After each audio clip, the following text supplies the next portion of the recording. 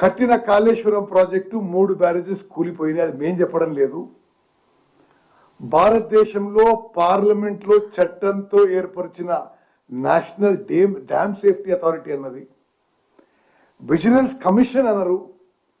అదేవిధంగా సుప్రీంకోర్టు జడ్జితో ఏర్పడిన జ్యుడిషియల్ కమిషన్ కూడా they are directly and vicariously responsible for the collapse of the barrages. నేను కొంత బ్యాక్గ్రౌండ్ ఇస్తున్నాను మీకు. They will come to the main subject. వాళ్ళ ఇరిగేషన్ మొత్తం కూడా ఆ రోజు మరి ముఖ్యమంత్రిగా, ఇరిగేషన్ మంత్రిగా, ఆర్థిక మంత్రిగా అన్ని ఆయన్ని వివరించాడు. కాబట్టి ఆ విషయాల్లో ఒకసారి యావత్ తెలంగాణ ప్రజలు అర్థం చేసుకోవాలి.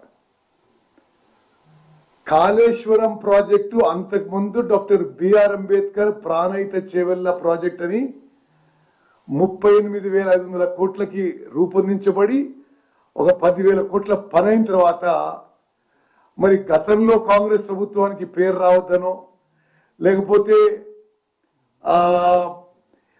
ఎక్కువ డబ్బులు ఖర్చు పెడితే ఎక్కువ కమిషన్లు వస్తాయనో ఆ ప్రాజెక్టు మారు చేసి ఆగమాగా చేసిండు. 1,00,000 కోట్లు ఖర్చు పెడితే అది కూడా మనందరినీ తాకట్టు పెట్టి అప్పు చేసి తీసుకొచ్చి ఖర్చు పెడితే 1,00,000 ఎకరాలకు కూడా కొత్త ఆయకట్టు ఇవ్వలేదు.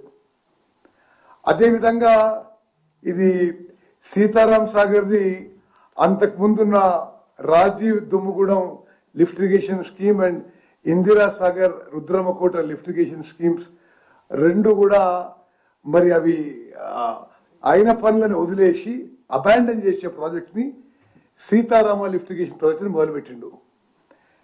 అదే ఆయకట్టుకి ఆ 2 ప్రాజెక్టులు కొనసాగించి ఉంటే 1,755 కోట్లలో 4 లక్షల ఎకరాలు కొత్త ఆయకట్టు వచ్చేది. అది మానేసి సుమారు ఇప్పుడు 18,000 కోట్లతో నిర్మించబడుతుంది సీతారామ ప్రాజెక్టు. మరి అది సీతమ్మ సాగర్ ప్రాజెక్టు కూడా కలుపుకుంటే 20,000 కోట్లు దాటుతుంది. అది సీతారాం ప్రాజెక్టు గురించి.